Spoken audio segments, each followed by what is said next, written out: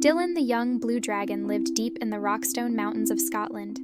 Every day the playful young dragon woke up early in the morning and flew all around the mountains and valleys looking for something to do. When he was hungry, he would go home to his cave where Mummy Dragon would have hot soup ready for his dinner. "Wash your wings and get ready for tea. I've made your favorite today, darling. Pea and toad soup," said Mummy Dragon. Dylan sighed. Thank you, Mum," he said sadly. "Whatever is the matter, son? Every day you come back home happily for your tea, but today you look so sad," inquired Mummy Dragon. "I'm lonely, Mum. I can't find anyone to play with. In all the lakes, mountains, and valleys in Rockstone, there isn't a single dragon for me to play with," he grumbled. "Well, how about this for an idea? Why don't you fly down to the village playground and see if the children there want to play with you?" Dylan woke up bright and early the next day. He was very excited that he would soon have friends to play with every day.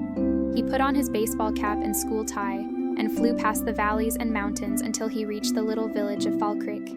He glided down to a passerby to ask for directions to the children's playground. That way," pointed the quivering man. "Oh, he must be cold," thought Dylan. "After all, humans don't breathe fire like dragons, so they must find it very difficult to keep warm." Not long after, Dylan the dragon came in for a swift landing in the center of the playground. The playground was filled with smart young children in bright red and gray uniforms with their school ties.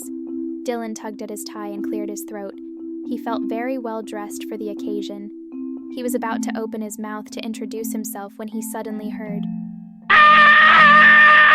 "Young boys." All the children ran frantically towards the exits and disappeared in no time. Dylan sighed sadly. All he wanted was some friends to play with, but clearly humans were very scared of dragons. He flew home with his head hung low to see what Mummy Dragon had made for tea. The next day, Dylan decided to try and make friends with the children in the playground again. He tucked his white handkerchief in his left gill and scooped up a large branch lying on the floor. He made it into a white surrender flag. He crossed his claws and hoped the children would give him another chance. Down he flew again into the center of the playground with his white surrender flag clenched in his jaw. "I just want to play and be friends," he said softly. "But how will you play with us?" shouted one of the girls. "You're too big for our swings and slides.